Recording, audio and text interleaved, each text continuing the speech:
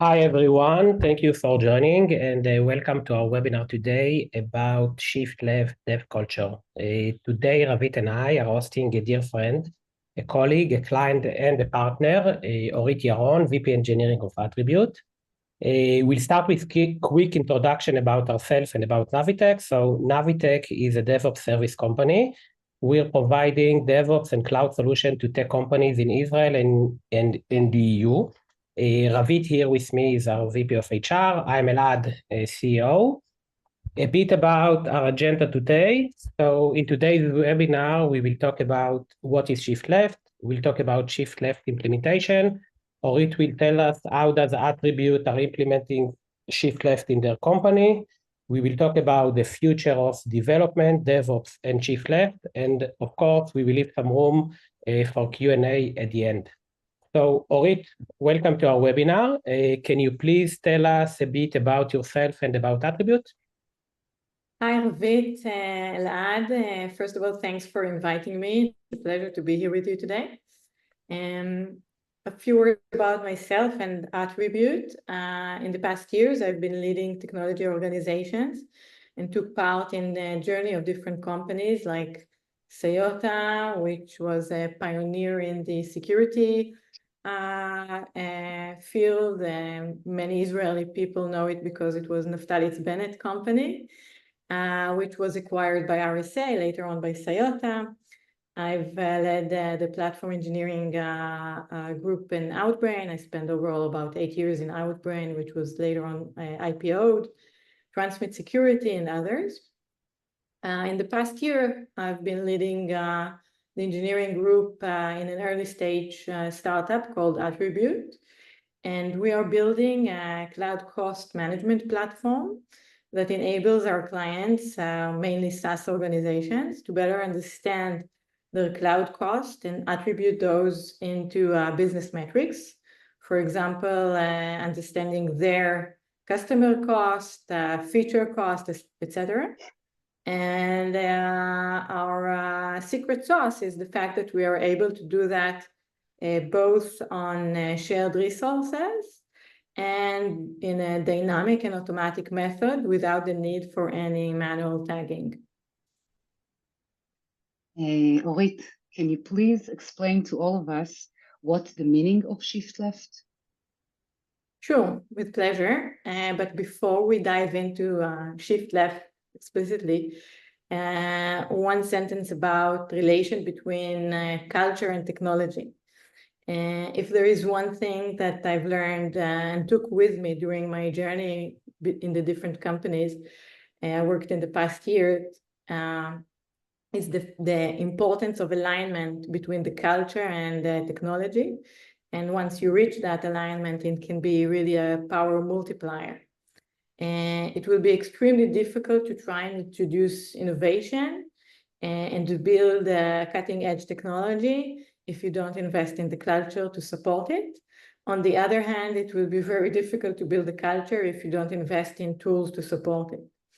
And I think the shift left is very much relevant to this because it's a methodology that incorporates both culture and tools. Basically, it means that we're taking activities that usually would happen towards the end of the development cycle and push them to the beginning of the cycle, therefore push left. And we can look at analogy from food world. Everyone loves to eat. And I think that, since COVID, I think that everyone also attempted to be a mini chef. And let's say that when you cook, you usually, during the cooking of the dish, you season it, you add salt, pepper, you taste it, you try it, and you prefer not to find out that the dish that you made is completely tasteless or has way, way too much salt when you sit down and eat it, especially if you have guests coming over. So if we take this analogy and we say, okay, the feature that we're developing is actually the main dish. And instead of trying it at the end, when the guests are already sitting at the table, we need to try and test this feature and season it while we are building it. And the seasoning here is, for example, to run security tests or fix functionality. And you do all of that while you develop the feature. So you take it forward within the development cycle. The main benefits that I see when you take this approach, first of all, you save time. And in our world, time equals money because you find the bugs and issues during the development process. And you avoid situation where the engineer developed a feature, a month later, the QA comes back and tell him, you remember the feature that you developed a month ago? It has this and that problem. And now the developer needs to get back into it, figure out what they did there. They don't always remember. Mm-hmm. And it really shortens the time when you do that while developing. It creates a higher quality of code, and you avoid many of the bugs. And within that bugs, you can also say that sometimes those are security bugs. So you actually reduce the risk for production, also from bug perspective, but also from security perspective.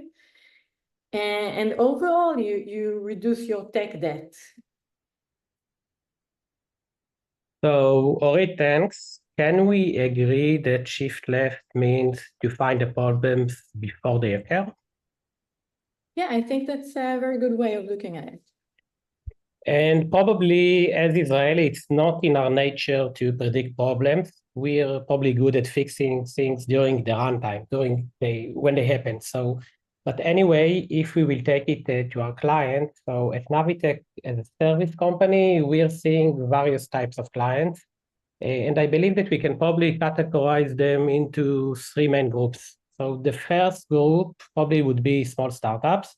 Let's call them startup of up to 20 people in the R&D team. So in this group, I can say that many of them are working, let's call it unofficially, in a shift left culture on one hand, which means that they are doing architecture design, secure coding, and some kind of QA before they are going live, before they're going to production. So we can say that the culture is there. But on the other hand, in many cases, some of them are not really implementing at these stages, or at least are not fully implementing the shift left culture. And I'll give some examples. At this small startup, we are mostly seeing something that we're calling a broken or semi-manual infrastructure, which usually comes with things like a vanilla deployment of Kubernetes or broken manual of CI/CD pipeline, broken or manual of CI/CD pipelines. Another thing that we're seeing is that this type of clients, many times they don't have a dev, QA, and prod environment as separate environment or separate accounts, which also make it kind of difficult to plan and work in, let's call it, in a shift left mode. I totally agree with you and understand where you're coming from, but I think that it needs to be said that in many cases, this is very much depends on the importance and priority the team sees in it. For example, we at Attribute, while we are still a small startup, we did invest the time in implementing high quality development process. We have proper environment separation, proper CI/CD pipelines, and I'm very confident that the investment we did in those areas is significantly lower than the investment that we would have needed to put in order to produce high quality product to our customers and solve issues all the time.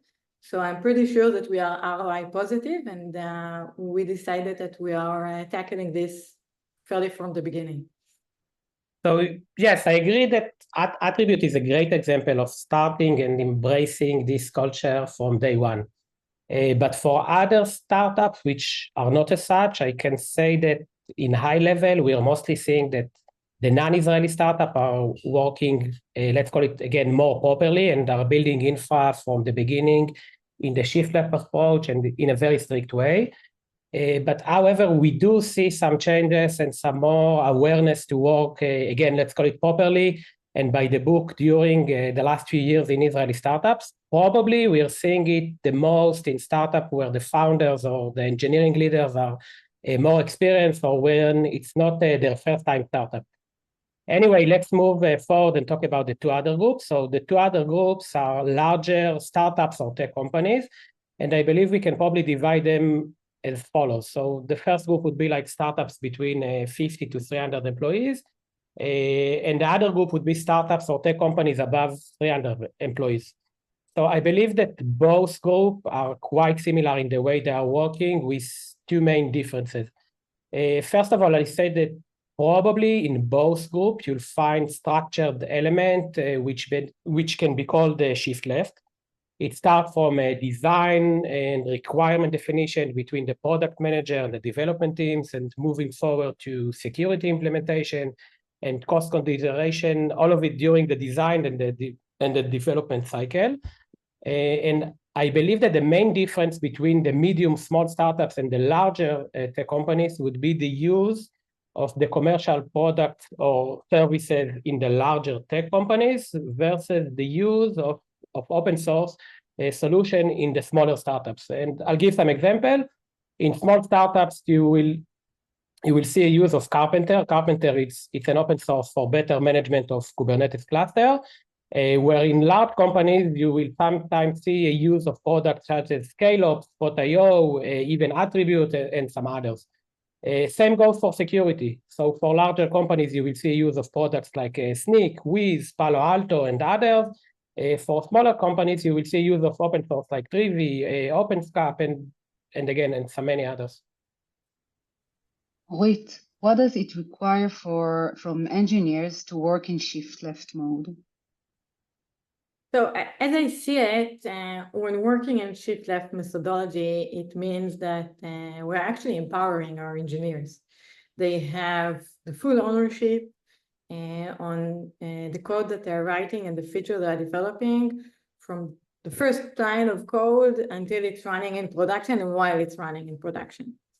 However, together with this power comes a very high level and additional responsibility at the end of the day. Like in Spider-Man. Yeah, very much Spider-Man-like. Great power comes with great responsibility, right? Yes. So similar. So as managers, we have also the obligation to support our engineers with those new responsibilities.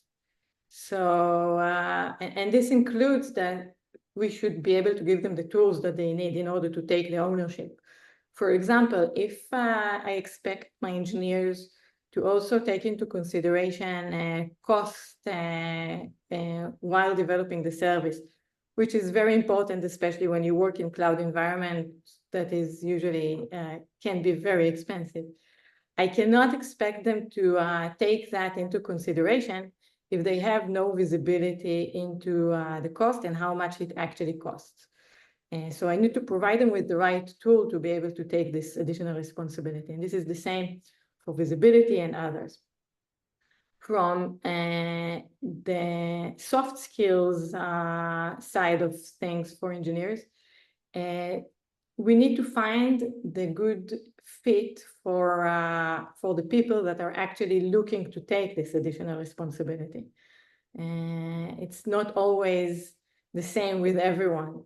And I think that, Ravit, maybe you can share with us your perspective on how this additional skill set that we're looking impacts the recruiting process. Yes, sure. Well, in general, we look for people who bring together three key qualities. The first and obvious is strong technical skills. We need people who are confident and experienced in building pipelines, working with CI/CD, and using infrastructure as a code tools like Terraform. Of course, we need hands-on experience in creating automation processes and vast knowledge in Kubernetes. The other quality is, as you mentioned, very good social skills. This role isn't just about working like behind the scenes, and we meet people who prefer to work behind the scenes. In this case, it's about being a focal point who interacts with developers and all other relevant teams across the company. We look for people who enjoy collaboration and are proactive and, actually very good communicators.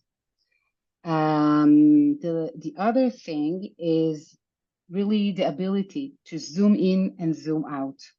Individual who can see the big picture, understand the goals, the company's objectives, and at the same time can dive into details, solve problems, and take proactive approach to troubleshooting. Our hiring process reflects that. It starts with a recruiter interview, which assess both technical depth and soft skills. Then there's an initial technical interview where we evaluate essential skills, as I mentioned before, like automation, building CI/CD pipelines, and infrastructure as a code. After that, candidates complete an online assignment designed to dig even deeper into their technical skills and abilities, the problem-solving approach, and how they handle real-world scenarios.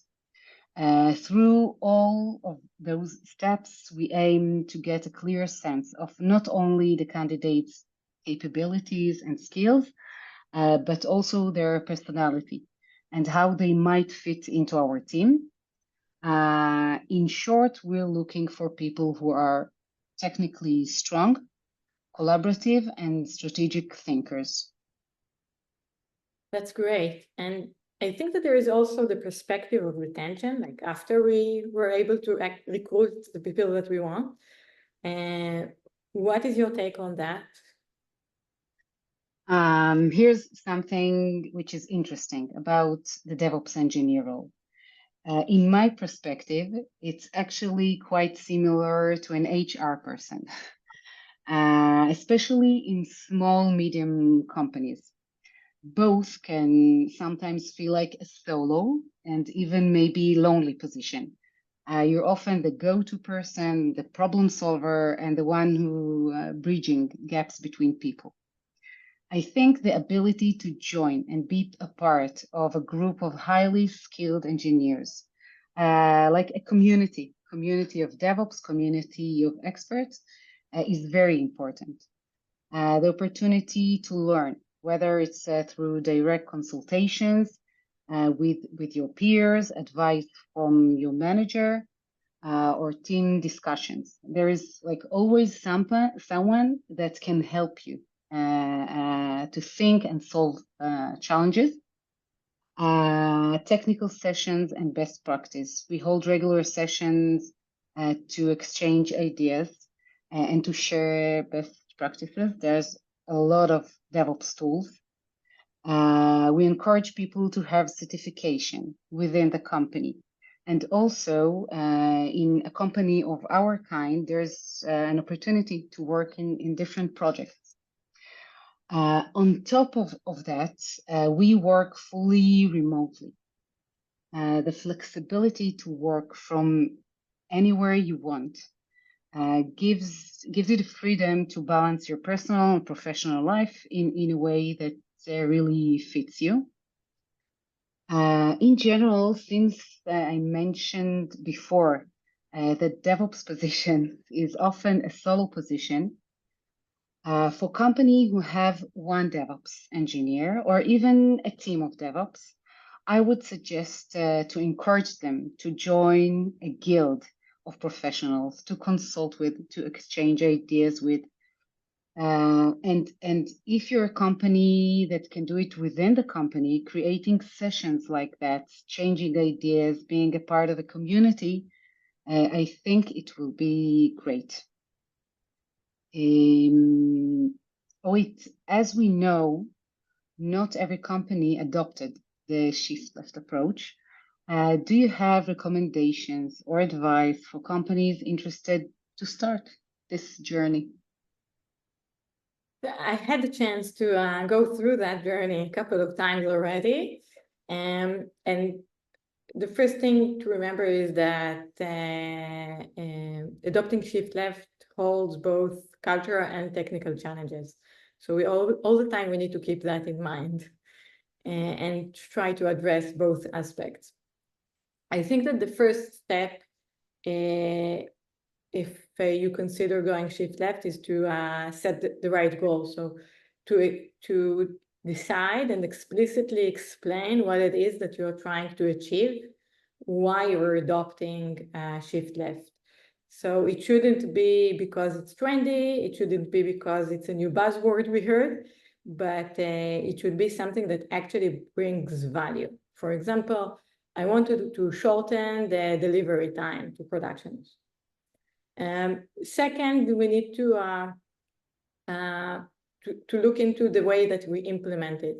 I am a very big fan about baby steps and to take things slowly, very much like babies. They don't wake up one day and running. They're starting with crawling and then holding on to stuff, starting to walk slowly.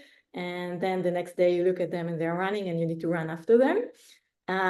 So start small, choose one team, one business unit, one group. In this case, I would also recommend going with the path of least resistance. So there is always a team in a company that is more prone to changes, that are more open for new ideas and methodologies. Maybe there is a business unit or a team that already is familiar with shift left and are very eager to adopt it and try it. So go with that team to start with. And once you have a success within the organization in one team, usually they will be the best ambassadors for you to propagate this change within the organization. On the technical side, there are a couple of investments that need to be made. First, you need to invest in increasing the visibility and taking the organization in the direction of data democratization.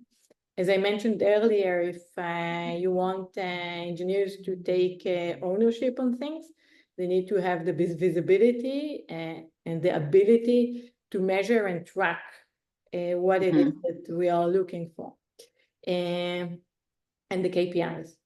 You need to invest in proper CI/CD pipelines in order to streamline the development cycle and to reduce friction and frustration in the process.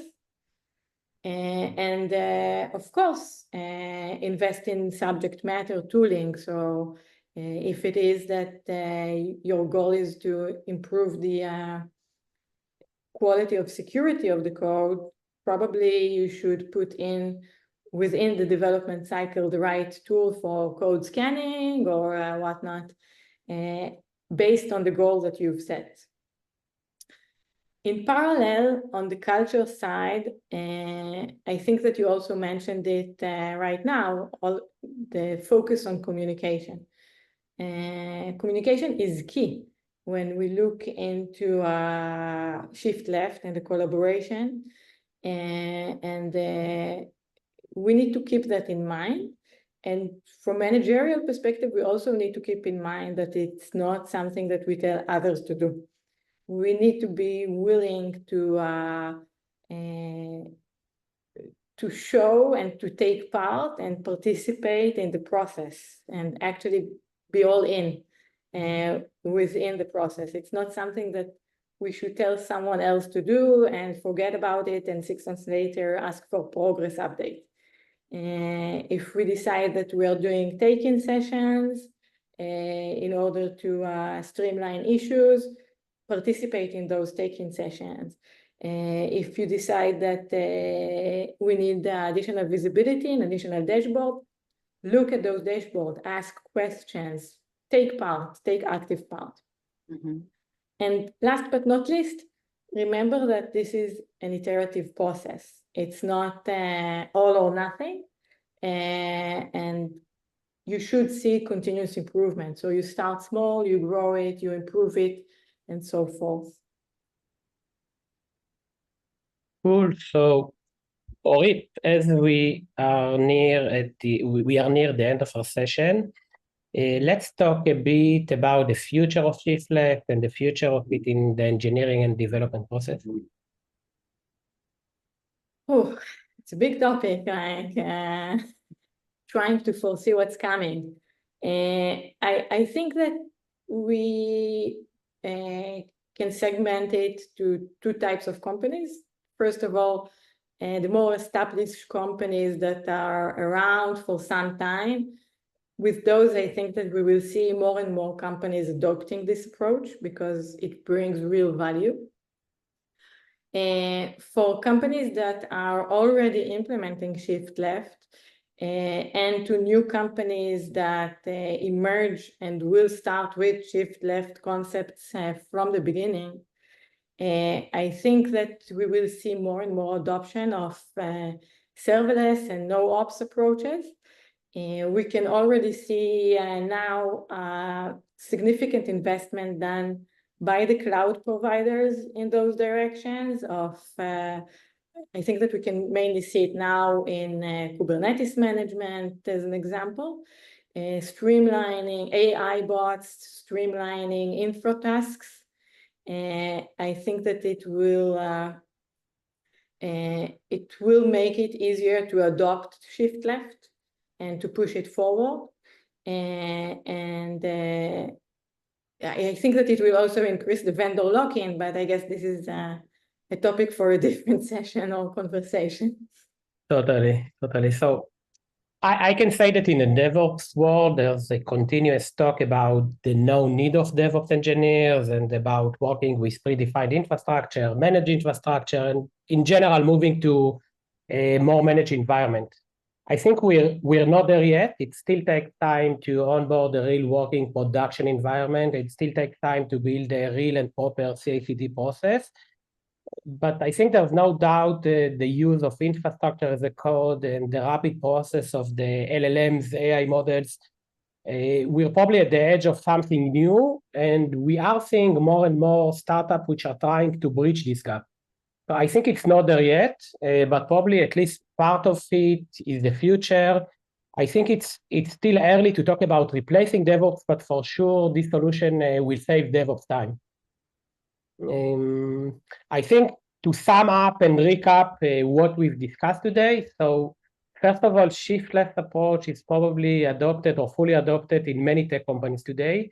If you are not there or not fully yet there, or you're still wondering what does it mean, so here's a quick summary of what is shift left and of our session today. So probably shift left, bottom line meaning is to try to deal with the challenges of development and deployment as early as possible.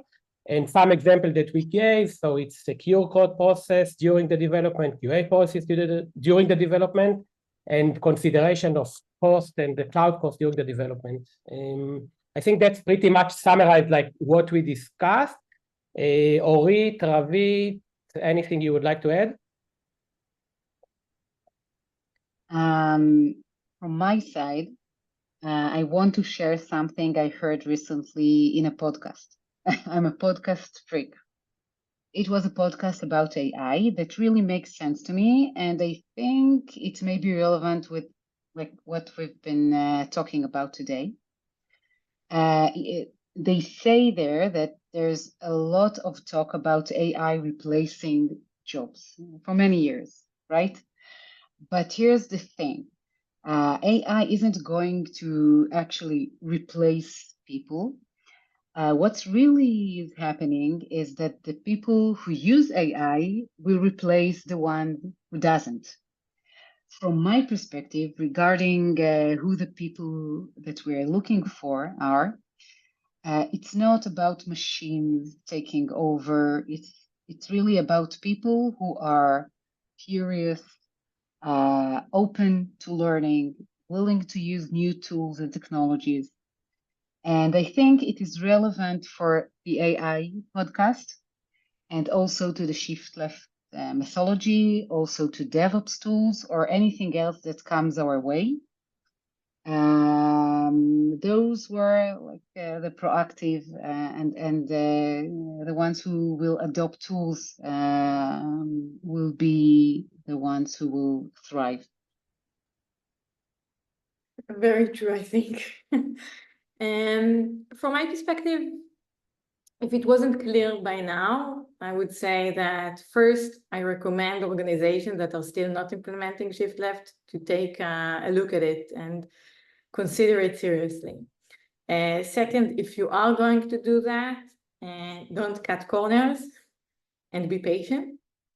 And last but definitely not least, in general, I think that it's good practice to empower your engineers, give them ownership, give them responsibilities, hold them accountable, and it will make them and you better at your work. Great. Great. I see that we have some questions. Again. Okay, yes. So we have a question here. I work at a small startup. How can we adopt shift left with limited budget? Ori, do you want to take it? Yeah, sure, be happy to. So I think, first of all, I think it's not a budget matter, okay? As I said, I'm sure that we are very much ROI positive on the budget part. First of all, you need, and I would even say that when you are a small startup, it's even easier because you don't have a lot of legacy to deal with, which is good.